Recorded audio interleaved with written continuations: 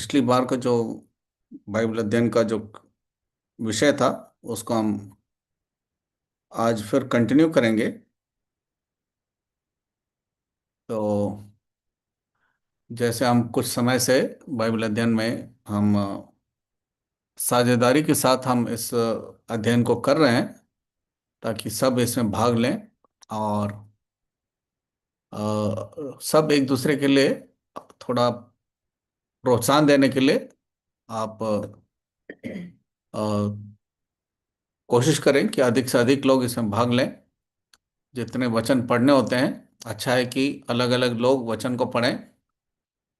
आप लोग कंपटीशन में मत पड़िएगा जबरदस्ती।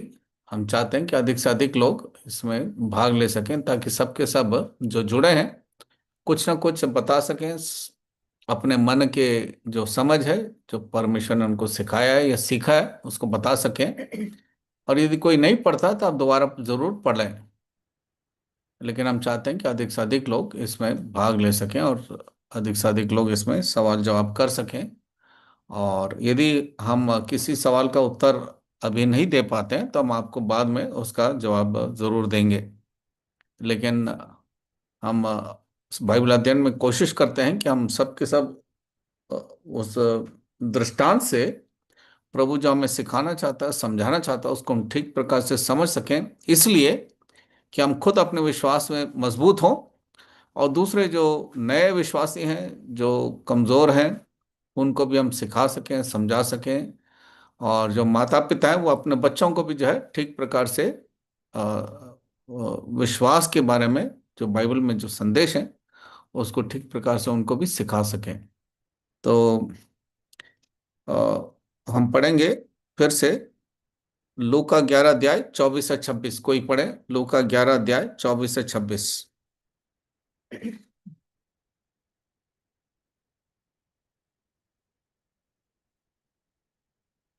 कोई भी पढ़ सकता है। लूका 11 24 से 26। जब अशुद्ध आत्मा मनुष्य से निकल जाती है तो सूखी जगह में विश्राम ढूंढती फिरती है। और जब नहीं पाती तो कहती है, मैं अपने उसी घर में जहाँ निकल थी लौट जाऊंगी। 25।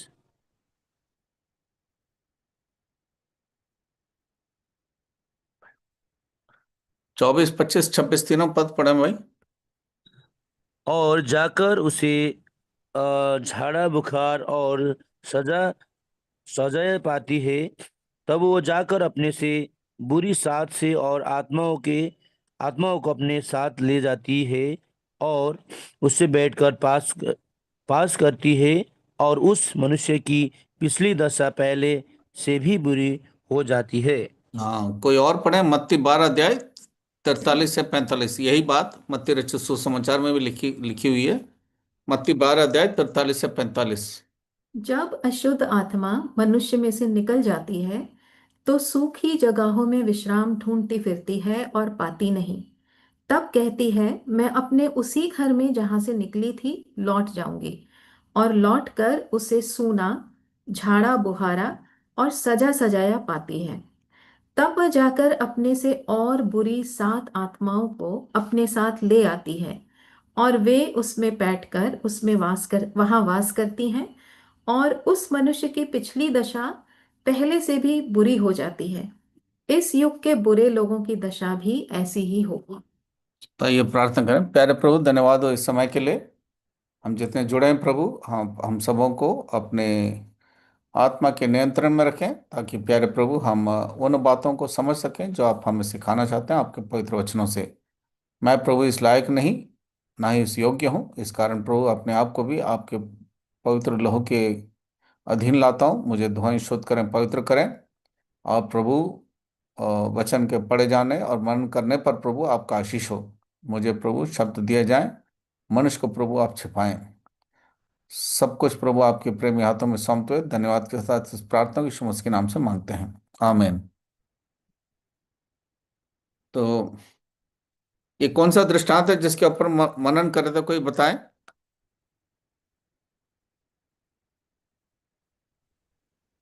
अशुद्ध आत्मा मनुष्य।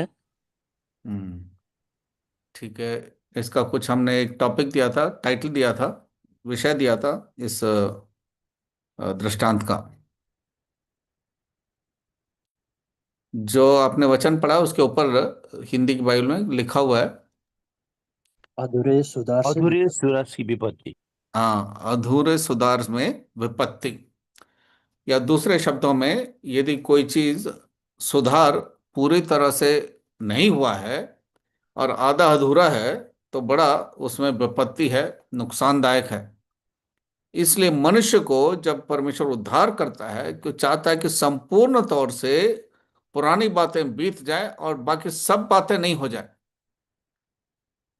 और इस सब बातों को नए होने के लिए आवश्यक है कि ये मनुष्य जब अपने पापों से पश्चाताप करता है तो इस रीति से पश्चाताप करें कि उन तमाम पुराने चीजों से उसको नफरत होने लगे, ताकि उसको उन चीजों का कोई दोबारा शौक ना हो, बल्कि नफरत हो पुराने मनुष्यत्व से, पुरानी बातों से, पुराने अंधकार के कामों से।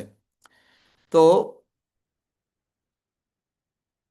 ये आधा अधूरा सुधार, क्योंकि ये नया नियम जो है यहाँ पर हम देखते हैं, पिछली बार हमने देखा था, ये यरूशलेम के विषय में है। और प्रभु यीशु मसीह ने उनको कहा कि हमें जो है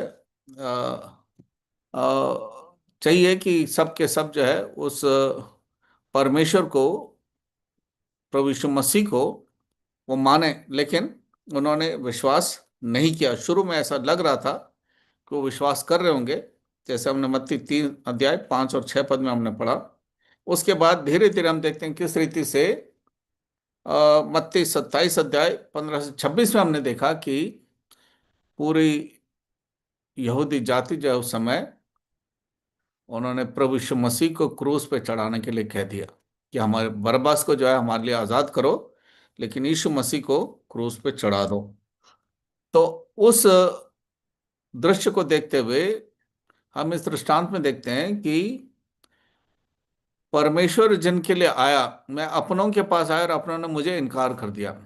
तो इसलिए उनकी जो बाद का जो जो हालात होगा बहुत बुरा होगा, क्योंकि उन्होंने जिस सृष्टिकर्ता को जो उनके मध्य में अपनी प्रजा के लिए आया उसको जो है उन्होंने इनकार कर दिया, उसको विश्वास नहीं किया। इसलिए इस इज़राइल जाति की जो बाद की जो दशा है बहुत बुरा होगा, बहुत विपत्तियां आएगी। लेकिन वो समय आएगा, क्योंकि परमेश्वर ने कहा ये मेरी प्रजा के लोग हैं, मैं उनसे प्रेम रखता हूं, तो वो सब का सब उद्धार पाएंगे। लेकिन इस दृष्टांत के द्वारा प्रभु हमें सिखाना चाहता है कि किस रीति से हमें बड़ा सावधानी के साथ जिस उद्धार के कार्य को प्रभु ने हमको प्रकाशित किया है, जिसको हमने देखा कि पतरस के उस सपनों, उस दर्शन के द्वारा परमेश्वर ने इस बात को प्रकट किया, ये केवल यहूदियों के लिए नहीं बल्कि अन्य जातियों के लिए भी है। जिसको हमने देखा प्रेरितों के काम उसके 10 अध्याय में किस तरीके से परमेश्वर ने पतरस के द्वारा इस बात को प्रकाशित किया कि ये उद्धार जो है, उद्धार का कार्य, उद्धार जो है अनंत काल के जीवन, अनंत काल का स्वर्ग राज्य, ये अन्य जातियों के लिए भी है, क्योंकि मैं परमेश्वर हूं।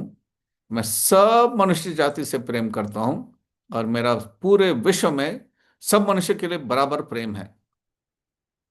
तो हम बहुत ही अद्भुत परमेश्वर से दया और करुणा प्राप्त किए लोग हैं, जिसके कारण हम आज हम उस परमेश्वर के उस अद्भुत आशीषों के हम भागीदार हैं, उस यहूदी जाति के साथ जो प्रभु ने प्रतिज्ञा की है इब्राहिम के संतान का। तो प्रभु हम मदद करें कि इस आधे अधूरे सुधार से हम अपने आप को जो है चौकस करें और हमें गंभीरता दें कि कहाँ पर हमें किसी चीज की कमी घटी है, ताकि हमारा जो उद्धार है, जो हमारा परिवर्तन है, जो परमेश्वर का निवास स्थान है हमारे दिल में, वो संपूर्ण तौर से भरा हुआ हो, कोई खाली स्थान ना हो जिसमें शैतान और पुराने मनुष्य तो जो है पुरानी बातें मुड़ करके देखें कि कोई जगह खाली तो नहीं है जहां आकर के वो अंदर बैठ जाए। इसलिए हमें बड़े सावधानी के साथ अपने जीवन को हमें परमेश्वर के अनुग्रह और डर और भय में चलने की आवश्यकता है। पिछली बार हमने कुछ कुछ बातें देखी थी इस विषय में कि किस रीति से दुष्ट आत्मा, शैतान या इस संसार का राजकुमार प्रभु के लोगों को जो है बहकाता है। उसमें से कुछ कुछ यदि आप लोगों को याद है कि हमने क्या देखा तो बताएं, किस किस किस्म की आत्माएं हैं।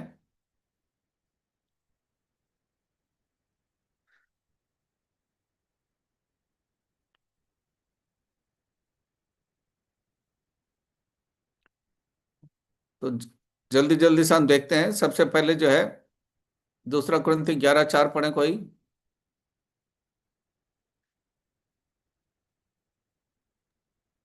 यदि कोई तुम्हारे पास आकर किसी दूसरे यीशु का प्रचार करे हम्म। जिसका प्रचार हमने नहीं किया, या कोई और आत्मा तुम्हें मिले जो पहले न मिला था, या और कोई सुसमाचार सुनाए जिसे तुमने पहले न माना था, तो तुम उसे सह लेते हो।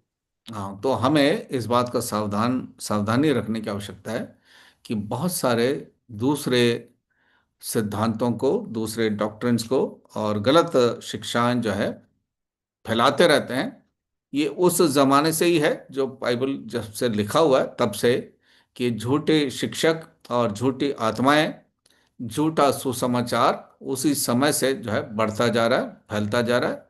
शैतान की कोशिश यही रहती है कि हमें उस सत्य से किसी न किसी प्रकार से अलग करते हैं। और दूसरा हमने देखा अशुद्ध आत्मा के बारे में। मत्ती 10 अध्याय उसके 1 पद पढ़े। मत्ती 10:1। ये सब पिछली बार हम देख चुके हैं, तो हम चाहते हैं कि आप बताएं जो हमने सीखा है। हम जल्दी करने के विषय में हम इसको पढ़ रहे हैं। कोई पढ़े मत्ती 10:1।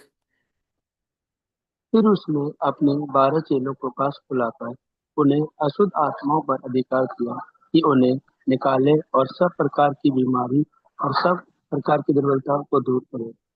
तो परमेश्वर ने अपने चेलों को अधिकार दिया कि तमाम प्रकार के अशुद्ध आत्माओं को निकालें, दूर करें। तो अशुद्ध आत्माएं, दुष्ट आत्माएं प्रभु के लोगों के मध्य में आकर के कई बार तकलीफ देता है, परेशान करता है। इस विषय में हम कोई अब सबके सब जिन्होंने देखा है या जिनको अनुभव है, वो बता सकते हैं कि अशुद्ध आत्मा का क्या क्या जो है रुख है, मतलब उसका उसका परिणाम क्या है अशुद्ध आत्मा का किसी के जीवन में जो रहता है।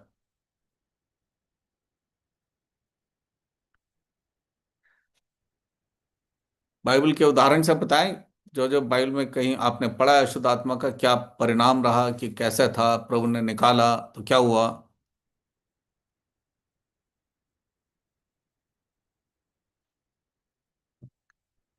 कोई भी बता सकता है, चाहे इंग्लिश में हो, नेपाली में हो, हिंदी में हो।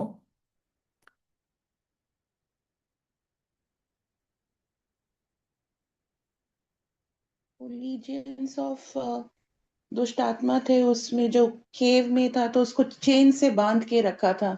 चेन से सो बांध। अंडर कंट्रोल में नहीं था वो। हम्म। तो ये अशुद्ध आत्मा में इतनी ताकत है कि वो उसको बांध के रखा जाता था जंजीरों से। तो याद रखिए कि अशुद्ध आत्मा, बुरी आत्मा, शैतान जो है उसके पास बहुत अधिक ताकत है। जंजीरों से उसको बांध के रखा था। और क्या क्या पढ़ते हैं उसके बारे में। उस दुष्ट आत्मा ने उसके जीवन में क्या क्या करके रखा था।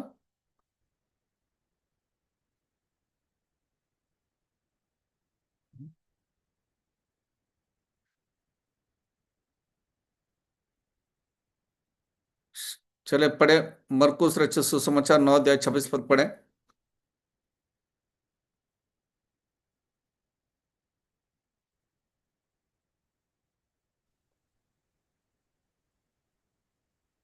अशुद्ध आत्मा घायल करती थी। घायल करती थी। बिल्कुल सही बात। अशुद्ध आत्मा घायल करता था, अपने आप को घायल करता था और दूसरे लोग डर जाते थे। और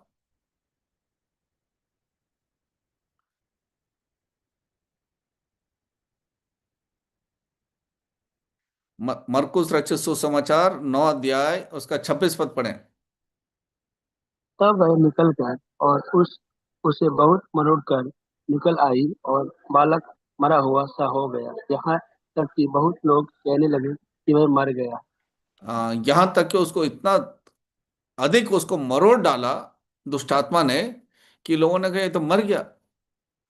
दुष्ट आत्मा इतना अधिक ताकत रखता है लोगों को अपने कब्जे में करने के लिए और उसके ऊपर हावी होने के लिए। तो कई बार हमने मंडली में भी देखा किस प्रकार से दुष्ट आत्मा, बुरी आत्मा लोगों के अंदर से जो है उल्टे सीधे काम करती है ताकि पूरी मंडली को डिस्टर्ब करें। ये शैतान का काम है। और ये इसलिए है क्योंकि उनके अंदर परमेश्वर को उन्होंने जगह नहीं दी। अपने उन्होंने पापों से पश्चाताप नहीं किया, प्रभु यीशु मसीह को अपने दिल में नहीं बुलाया, उनका जीवन परिवर्तन नहीं हुआ। तो पुराना जो जीवन जो है किसी न किसी प्रकार से शैतान ने उनको जकड़ रखा है, बांध के रखा है, ताकि उनकी समझ, उनकी बुद्धि, उनका ज्ञान जो है प्रभु से, सच्चाई से, ज्योति से दूर रहे। हम्म? या दूसरे शब्दों में हमें कहना चाहिए कि हमें संपूर्ण तौर से अपने पुराने जीवन से जो हम प्रभु यीशु मसीह में आ गए हैं, तो जो पुराना जो खाली जगह है उसको संपूर्ण तौर से परमेश्वर के तमाम बातें जो प्रभु ने हमको सिखाया है उसके वचन से, पवित्र आत्मा से हमें भरपूर होने की आवश्यकता है। और जब भरपूर होंगे तब शैतान का कोई स्थान नहीं होगा। यदि पीछे मुड़ करके लौट करके आके देखेगा कोई जगह है कि नहीं है, तो उसको इस बात का एहसास होगा कि इसका जीवन तो संपूर्ण तौर से परमेश्वर के वचनों से, परमेश्वर की आत्मा से, परमेश्वर के भजन से, गीत से और परमेश्वर की धार्मिकता से भरा हुआ है।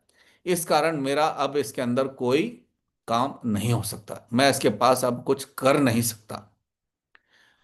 प्रियो, हम सबों को हमारे जीवन में इस बात को जानने की, समझने की और विचार करने की आवश्यकता है कि कितना अधिक हमारा जीवन परमेश्वर के आत्मा से, परमेश्वर के वचन से, परमेश्वर के धार्मिकता से और उन आत्मिक गुणों से भरा हुआ है, या कभी भी हम जो है पुराने आदतें, पुराना स्वभाव, पुराना गुण जो है हमारे जीवन में एकदम से जो है फिर उठता है और तुरंत हमें उसी वक्त परमेश्वर से क्षमा मांगने की आवश्यकता है। अपने जीवन को फिर प्रभु के कब्जे में, नियंत्रण में रखने की आवश्यकता है।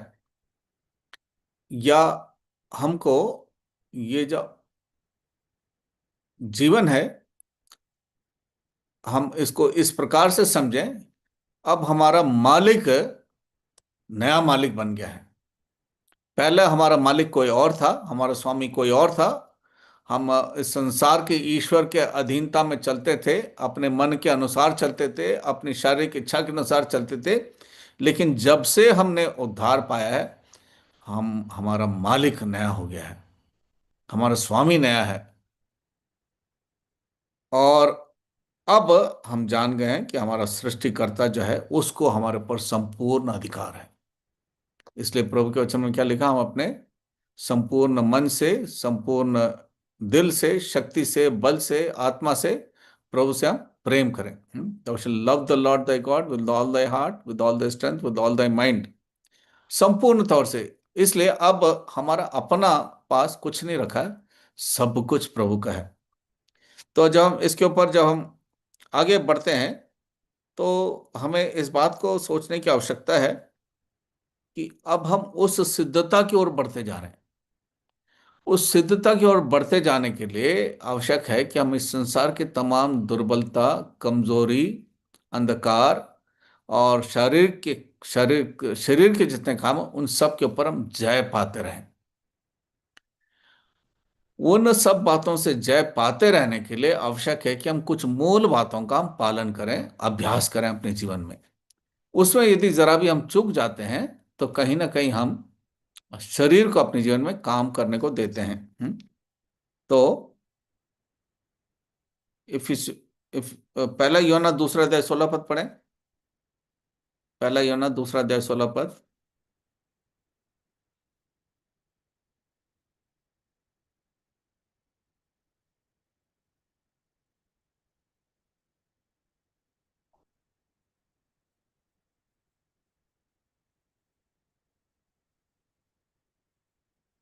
कोई भी पढ़े, पहला यूहन्ना 1 जॉन चैप्टर 2 वर्सेस। क्योंकि जो कुछ संसार में है, अर्थात शरीर की अभिलाषा और आंखों की अभिलाषा और जीविका का घमंड, वह पिता की ओर से नहीं परंतु संसार ही की ओर से है। 17 पद सिस्टर। संसार और उसकी अभिलाषाएं दोनों मिटते जाते हैं, और जो परमेश्वर की इच्छा पर चलता है वह सर्वदा बना रहेगा।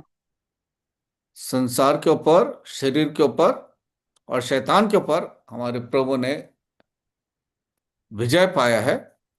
इसलिए संसार और शरीर और शैतान जो जो काम करता है उसका विवरण हम बाइबल में अलग अलग स्थान में पढ़ते हैं, किस रीति से शैतान कोशिश करता है कि मनुष्य को, जो उद्धार पाया हुआ व्यक्ति है, उसको किसी न किसी प्रकार से इन तमाम किस्म के जाल में हम फंसाएं और प्रभु से हम दूर कर दें।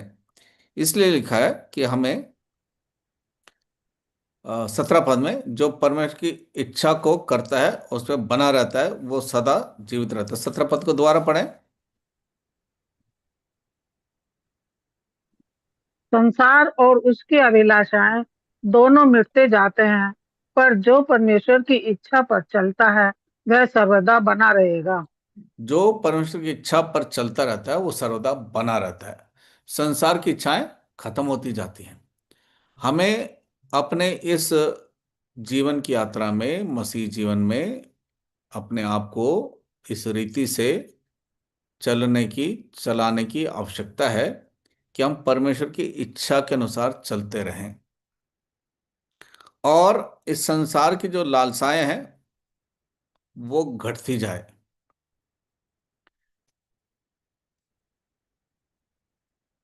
तो संसार, शरीर और शैतान के ऊपर ये अलग अलग किस्म की जो है ये दुष्टता है, जो मनुष्य के जीवन में, खासकर जो उद्धार पाए हुए लोगों के जीवन में कार्य करने की कोशिश करता है, जिसमें पिछली बार हमने देखा झूठी शिक्षा, अशुद्ध आत्मा, और हमने ये देखा उसके बाद कि आश्चर्य कर्म करने वाली आत्मा है शैतान का। मूसा के जमाने में हमने देखा किस प्रकार से उसने भी जो है लाठी को जो है सांप में बदल दिया और पानी को जो है खून में बदल दिया, यहां तक कि मेंढकों को भी बना दिया। अब शैतान के पास इतनी ताकत है, वो सारे कार्य को करके दिखा सकता है, उसने दिखाया भी। इसलिए हम तमाम विश्वासियों को कहते हैं कि आश्चर्य कर्मों के पीछे अभी भागने की, चलने की आवश्यकता नहीं है, क्योंकि शैतान भी किसी समय, वचन में लिखा है प्रकाशित वाक्य की पुस्तक में, कि मूर्तियां भी बोलने लगेंगी। तो ऐसा उसके अंदर शक्ति होगा कि मूर्तियां भी बोलने लगेंगी। जब मूर्तियां बोलने लगेगी तो यदि हमसे पूछा जाए, बताओ भाई ये सत्य है कि जो आप कहते हो वो सत्य है? आप तो कहते थे वचन के अनुसार कि मूर्तियां हैं, बोल नहीं सकती, गूंगी हैं, आंखें हैं, देख नहीं सकते, लेकिन अब आप देखो आपके सामने ये बोलने लगी हैं। देखिए वचन 115 में। इसलिए हमें बड़ा सावधान रहने की आवश्यकता है, अपने आप को परमेश्वर के वचन से भरपूर रखने की आवश्यकता है।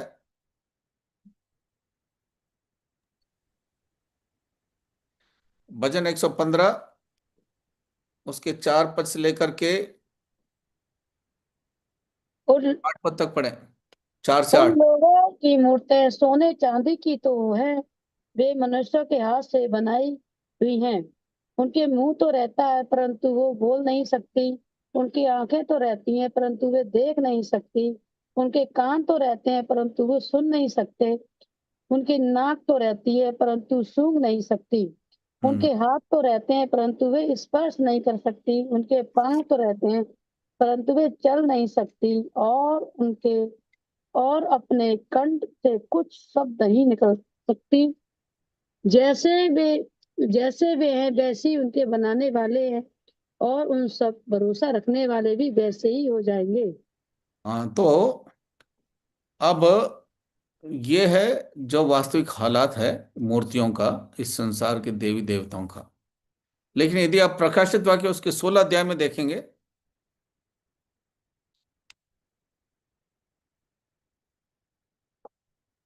16 अध्याय उसका 14 पद।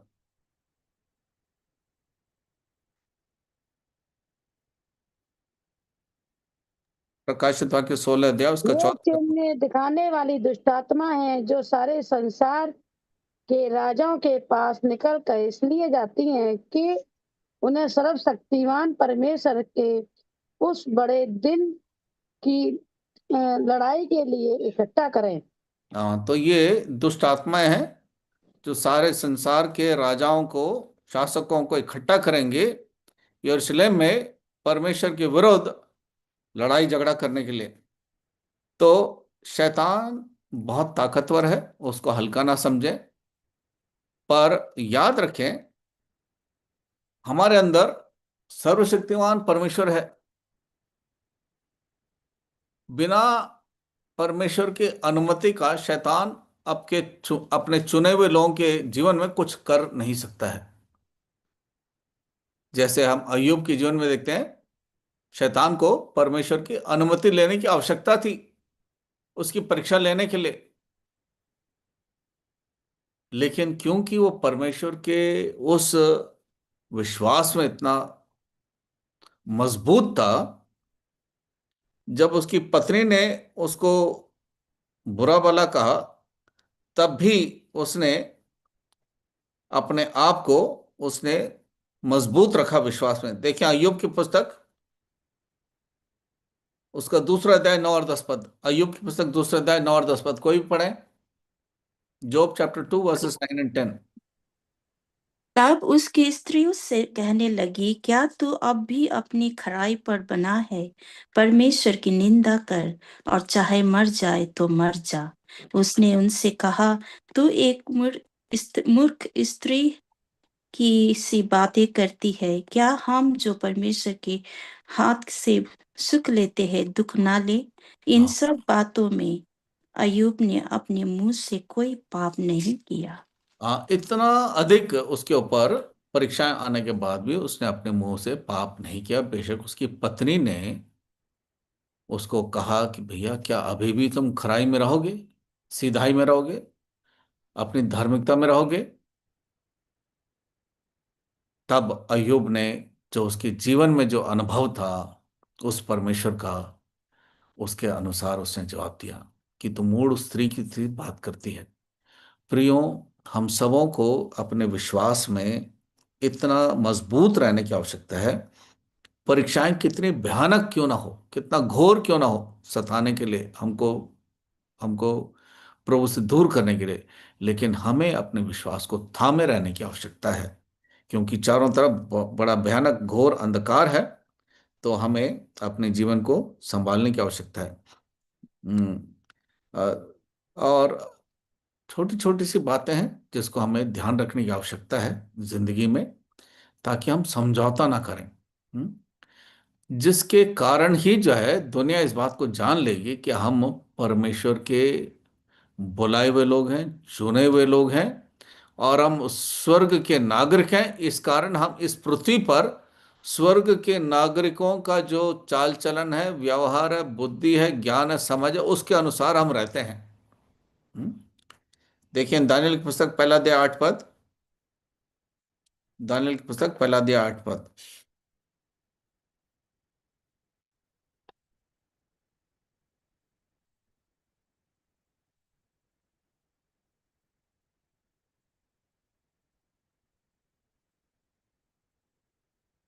कोई भी पढ़े दानियल चैप्टर 1 वर्स 8।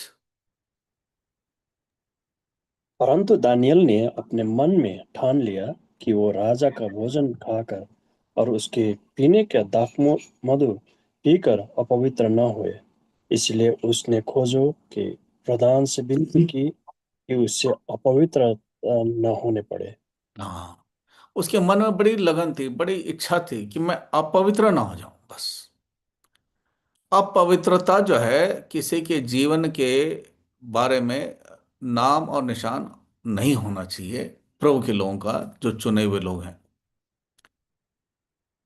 तो चाहे वो खाने पीने का हो, चाहे अपने जीवन को, क्योंकि हमारा देव पवित्र आत्मा का मंदिर है, उसको हमें उसी पवित्रता में रखने की, संचालन करने की आवश्यकता है। जब सारी प्रकार के हम परीक्षाओं को देखते हैं, हम देखते हैं किस प्रकार से प्रभु यीशु मसीह, शैतान ने प्रभु यीशु मसीह की ही परीक्षा ली, है ना। जब प्रभु यीशु मसीह की परीक्षा ली शैतान ने, तो ये बात साधारण सा है कि वो मनुष्यों का भी, जो प्रभु के ऊपर विश्वास करते हैं, उनकी भी परीक्षा लेता है और ले सकता है। पर हमें कितना अधिक उन बातों को अपने जीवन में भरपूर रखने की आवश्यकता है, ताकि तुरंत हम प्रभु के वचन से हम शैतान को जवाब दे सकें, जैसे प्रभु यीशु से शैतान को जवाब दिया। शैतान ने कहा ये लिखा है, प्रभु ने कहा ये भी लिखा है। तो हमें परमेश्वर के वचन का इतना अधिक महत्व देने की आवश्यकता है, ताकि किसी भी प्रकार की परीक्षा हमारे सामने आए तो हम अपने आप को अपवित्र ना करें, हम अपने उस पवित्रता में हम आगे बढ़ते जाएं। शैतान जो है मनुष्य के दिमाग में भी जो है ना, कई बार कुछ ना कुछ भर देता है। और जरूरी नहीं कि इस प्रकार के, जैसे वो सेना जिसके अंदर थी, वो नंगा घूमता था, अपने आप को मारता काटता था, जंजीरों से बांधा जाता था, फिर भी वो तोड़ ताड़ के चला जाता था, इतनी ताकत थी उसके अंदर। लेकिन बड़े साधारण तौर से, चालाकी से वो जो है हमारे दिमाग को खराब करता है। जैसे हम पढ़ते हैं प्रेरितों के काम 5 अध्याय 3 पद, कोई भी पढ़े प्रेरितों के काम 5 अध्याय 3 पद। Anybody can read from act chapter 5 verse 3। जिस भाषा में आप पढ़ सकते हैं पढ़ लीजिए।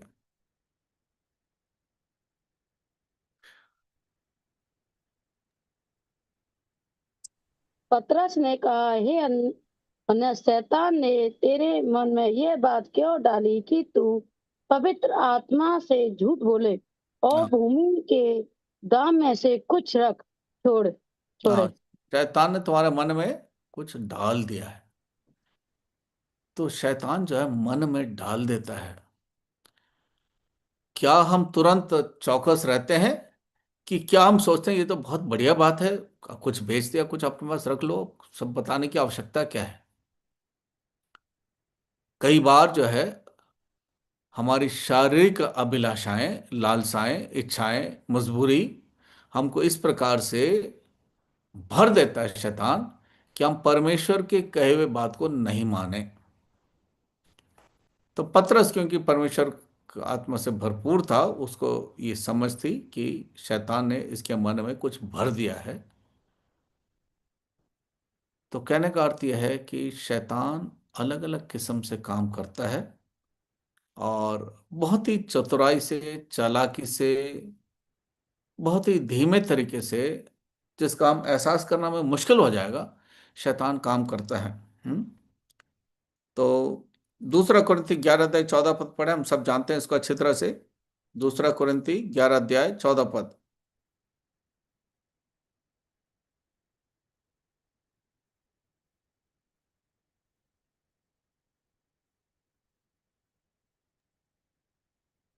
And no marvel, for Satan himself is transformed into an angel of light.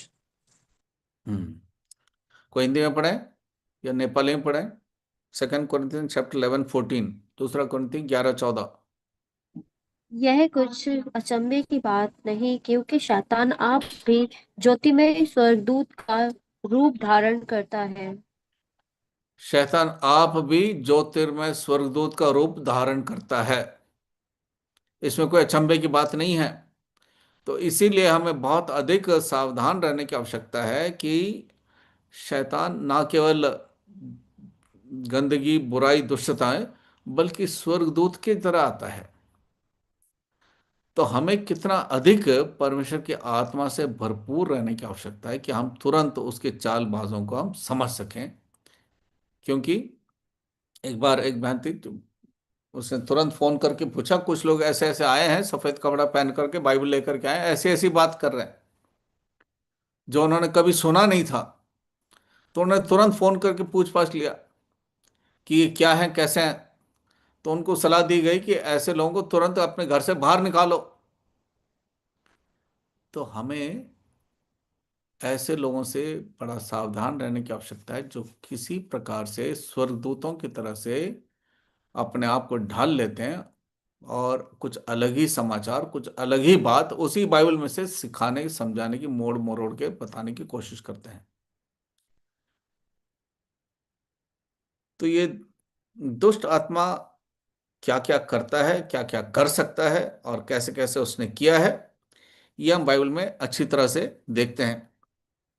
तो सबसे अधिक वर्तमान में वो हमारे मन को जो है खराब करने की कोशिश करता है। दूसरा कुरिन्थी 11:3 पढ़ें, दूसरा कुरिन्थी 11:3।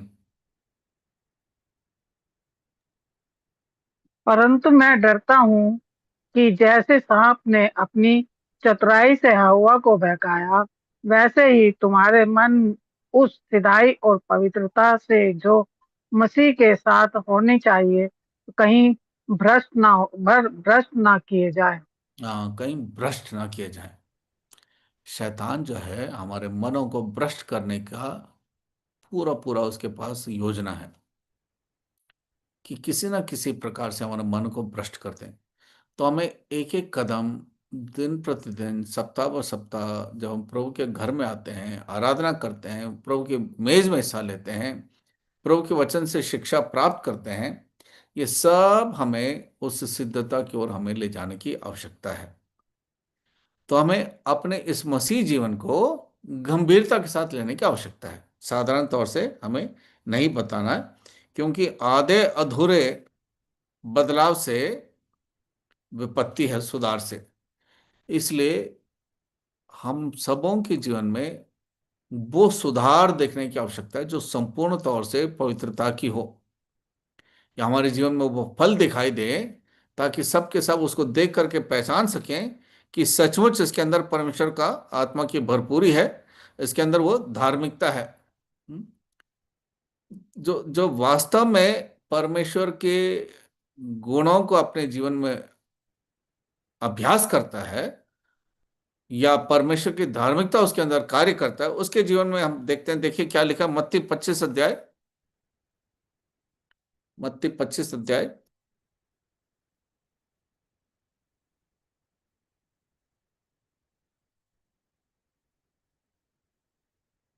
उसके 34 से 36 पढ़ें कोई।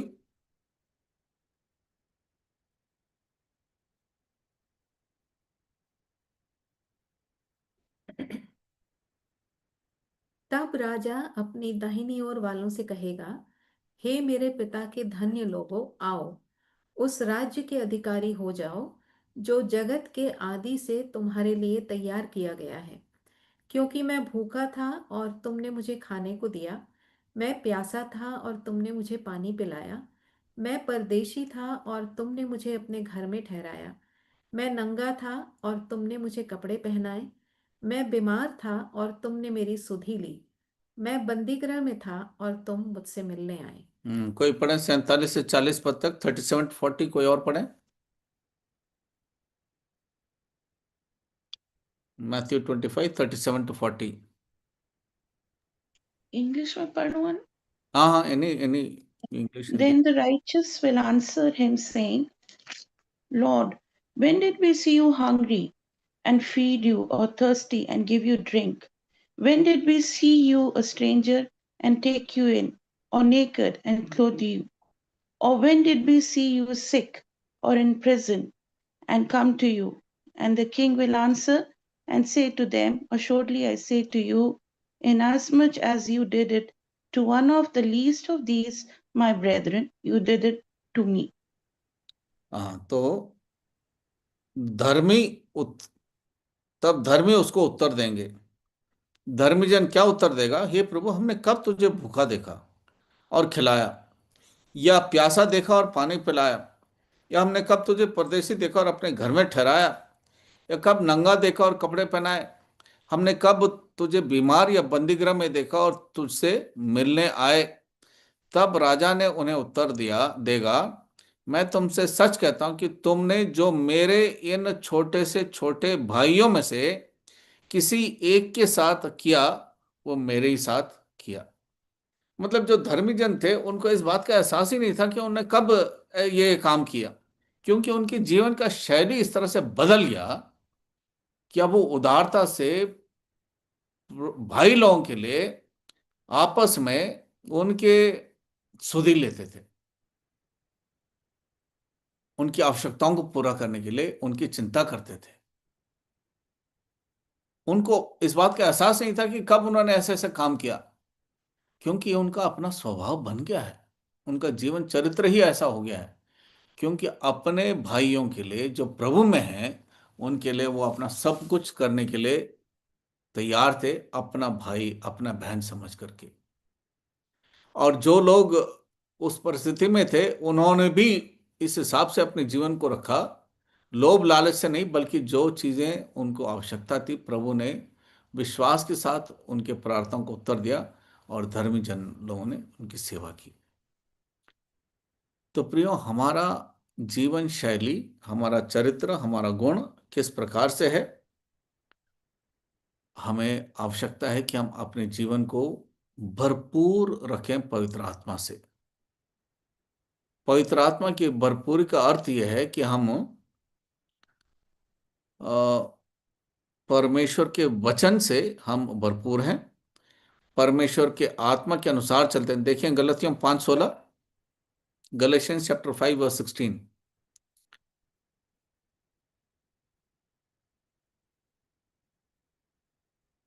यहाँ तकरीबन 25 लोग जुड़े हुए हैं। जो लोगों ने नहीं पढ़ा, मेरे पास ही पढ़े। गलतियों 5:16।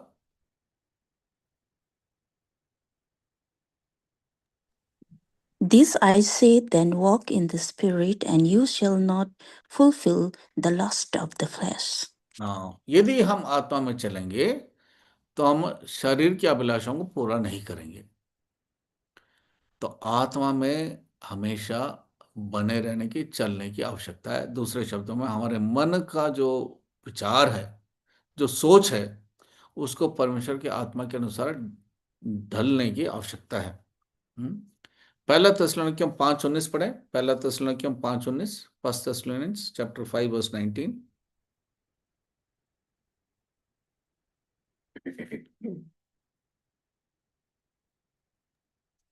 आत्माओं को न बुझाओ।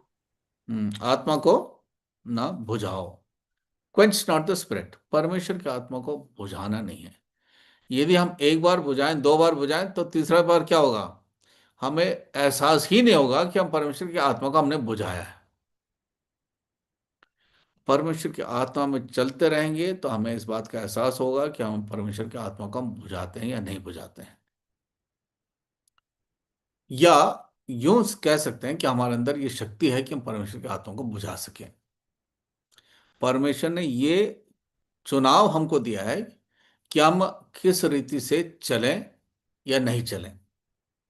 जितना अधिक हम अपने आप को नम्र करते हुए प्रभु के वचन के अनुसार त्याग, बलिदान और परिश्रम के साथ चलते रहेंगे, उतना ही हम परमेश्वर की आत्मा को हम नहीं बुझाएंगे। देखिए इफिसियों की पत्री 5:19 और 20। इफिसियों की पत्री 5:19 और 20।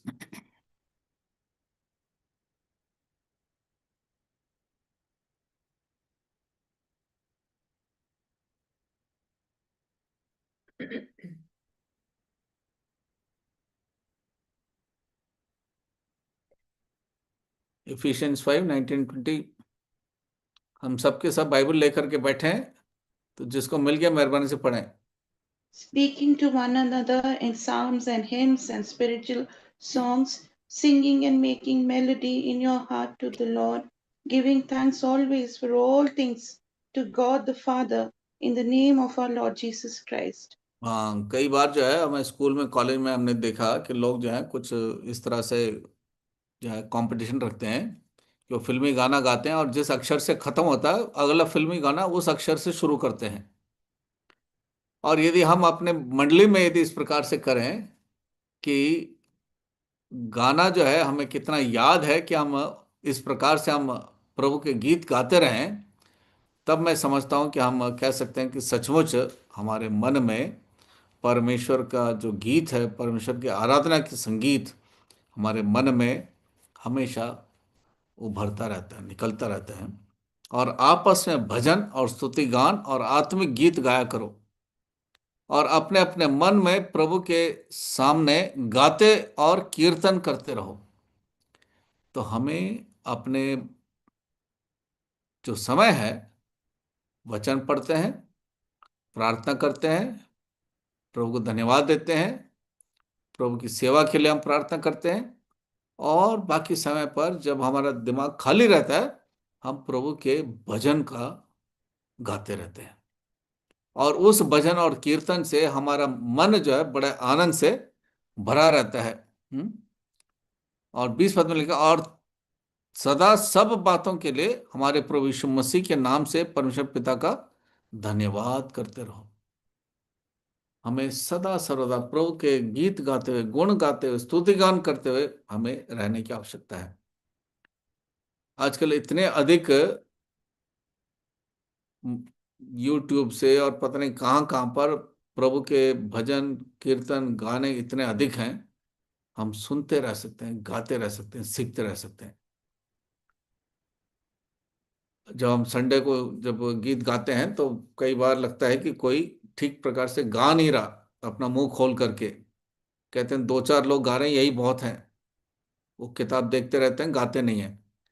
तो मैं समझता हूँ कि हमें प्रभु का जो स्तुति के जो गीत हैं, सियोन के गीत जो हैं, जो वचन के आधार पर लिखे गए हैं, उनको हमें गाने की आवश्यकता है।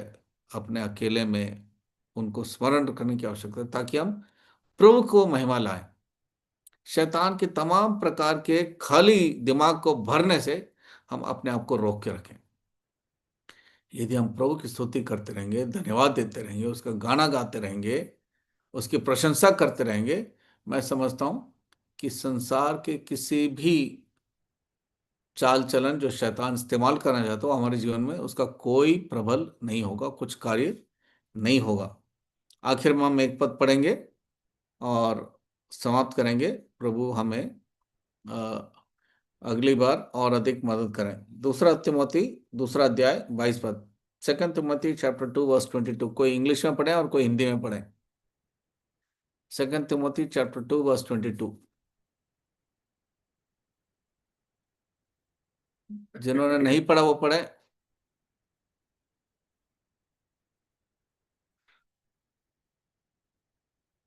डरने की आवश्यकता नहीं है, बाइबल ही पढ़ रहे हैं हम। 2 तिमोथी 2 अध्याय 22 पद, 2 तिमोथी चैप्टर 2 वर्स 22। जवानी की अभिलाषाओं से भाग, और जो शुद्ध मन से प्रभु का नाम लेते हैं उनके साथ धर्म और विश्वास और प्रेम और मेल मिलाप का पीछा कर। कोई इंग्लिश में पढ़े। Flee also youthful lust, but follow righteousness, faith, charity, peace with them that call on the Lord out of a pure heart. शुद्ध मन से प्रभु का नाम लेते हैं उनके साथ धर्म और विश्वास और प्रेम और मेल मिलाप का पीछा कर। किन लोगों के साथ हमें संगति करने की आवश्यकता, बड़ा स्पष्ट लिखा है। तो प्रभु ने हमको अपने सनातन इच्छा और संकल्प के अनुसार हमें ऐसा अद्भुत संगति दिया है कि हम प्रभु को आराधना करते हैं, मेज में भाग लेते हैं, वचन की शिक्षा प्राप्त करते हैं, प्रार्थना करते हैं, और ये सारी सेवाएं जो प्रेरितों के काम 2 अध्याय 42 पद के अनुसार प्रभु ने हमको शिक्षा दी है उसका पालन करते हैं।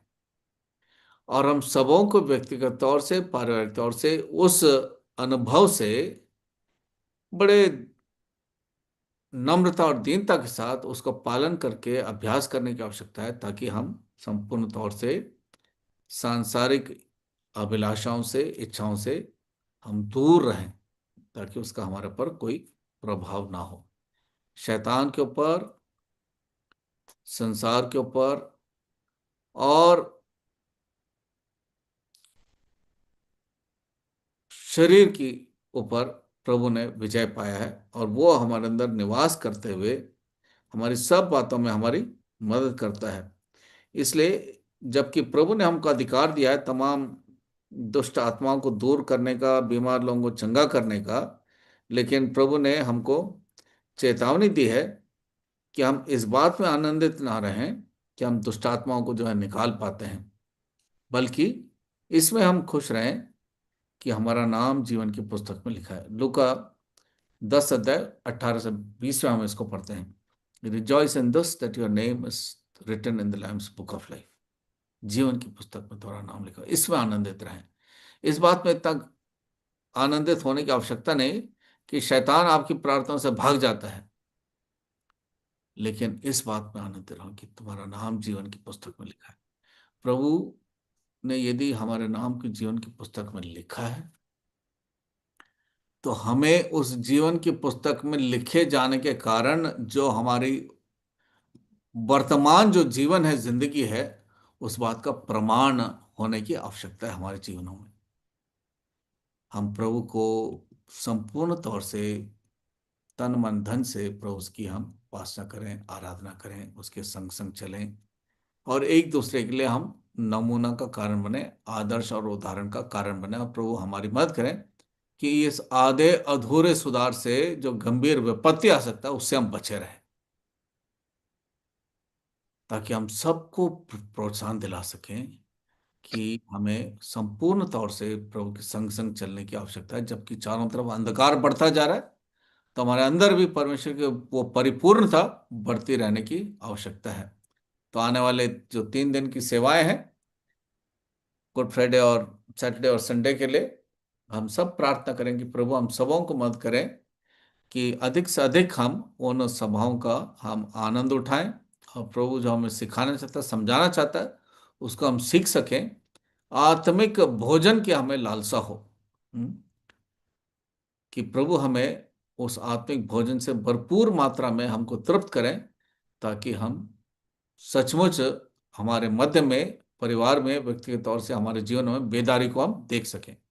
आशा प्रकाश से निवेदन करते हैं कि प्रार्थना करें और बेनेडिक्शन दें। आइए प्रार्थना करेंगे। विश्वास योग धर्मी परमेश्वर, करुणामय और दयालु ईश्वर, धन्यवाद करते प्रभु जी, थोड़े समय में आपने हमसे बातें की हैं वचन के अनुसार, जहाँ हमने कई एक उन वचनों के द्वारा जाना है कि यदि हमारे जीवन में, विश्वासी जीवन में आधा अधूरा सुधार है, तो वो विपत्ति का कारण हो सकता है। साथ साथ प्रभु जी, हमने उन बातों को भी सुना है, जाना है, जो हमारे बीच में कोई सुसमाचार जो बाइबल में है उसके अलावा कोई तोड़ मड़ोड़ के सिखाता है, बताता है, तो हमें उनके बीच में नहीं फंस जाना, क्योंकि सब कुछ शत्रु शैतान ऐसा करने की सोचता है, करवाता है, क्योंकि वो इस संसार का हाकिम है। और यदि हम आत्मिक रीति से मजबूत हैं, तो शैतान हमारे सामने नहीं आ सकता, क्योंकि अय्यूब की पुस्तक से भी हमने देखा कि उसे अनुमति लेनी पड़ी उसको परखने के लिए। आज भी प्रभु जी बहुत सारी भरमाने वाली बातें हैं दुनिया में, जब हम दुनिया की ओर देखते हैं, और दुनिया में तमाम प्रकार की अभिलाषाएं हैं, आंखों की अभिलाषा, जीविका का घमंड, ये सब हमारे जीवन को बर्बाद करती है। क्योंकि जो जीवन उसकी दया से हमने पाया है वो अनमोल है, बेशकीमती है, उसको कीमत नहीं लगाया जा सकता। प्रभु धन्यवाद देता हूँ कि हम ऐसे धोखाधड़ी से बचे जो हमारे बीच में ऐसा शैतान विघ्न बाधा और ऐसे आश्चर्य कर्म को दिखाता है कि वो स्वर्गदूत का भी रूप धारण करता है। हमें सचेत रहना है, सावधान रहना है कि हम कहीं अपने विश्वासी जीवन में गिर न जाए। आवश्यकता है प्रभु जी हम सबको, विशेष करके मैं अपने आप को जोड़ता हूँ कि हम शत्रु शैतान की चालों से बचने के लिए हमें परमेश्वर के वचन पर ध्यान करना है ताकि हम पर परीक्षा ना आए, क्योंकि शैतान का काम ही है जिन्होंने विश्वास किया है उनको विश्वास से हटाना, विश्वास में कमजोर करना, घायल करना। ये सब बातें जब हमारे जीवन में अधूरा सुधार है तो हम उसमें आसानी से पड़ जाते हैं और हमारे लिए खतरनाक मोड़ पर हम पहुंचते हैं। प्रभु दया करो, हम सबको अपनी उस महिमा के लिए तैयार करो और अपने इस विश्वासी जीवन की चाल में हमें अपने आप को रोज परखना, रोज जांचना है क्या परमेश्वर हमारी चाल से, विश्वासी चाल से प्रसन्न है कि नहीं। इस कमी के विषय में हमें रोज प्रार्थना करना, आवश्यकता है रोज वचन की पढ़ने की और सुनने की भी, क्योंकि हम में से बहुत सारे लोग जो अनपढ़ हैं उनको सुनने की आवश्यकता है। प्रभु दया करो और विनती करता हूँ प्रभु जी, विशेष करके समय आने वाले 3, 4, 5 अप्रैल को जो गुड फ्राइडे और ईस्टर की मीटिंग पालम बिहार में ऑर्गेनाइज होगी प्रभु जी, और उसमें इधर उधर से काफी लोग आएंगे। आपके दास वचन लेके आएंगे। प्रभु हम सबको अधिक से अधिक जुड़ने की आवश्यकता है, सुनने की आवश्यकता है, और ताकि हम उस पाए हुए जीवन को और भी दृढ़ करने पाए। दया करो प्रभु, इस थोड़े समय में आपने अपनी उपस्थिति में हमारे जीवन की चाल के विषय में शत्रु शैतान से दूर रहने से या उसकी चालों में ना पड़ने से अवेयरनेस हमें दी है, उसको ध्यान में हमें रखना ताकि हम प्रभु के करीब और आत्मिक जीवन में बढ़े। दया करो प्रभु। और प्रभु जी दिया गया संदेश हमारे बीच में भाई जेम्स विक्टर के द्वारा उन्हें उनका प्रतिफल दीजिए।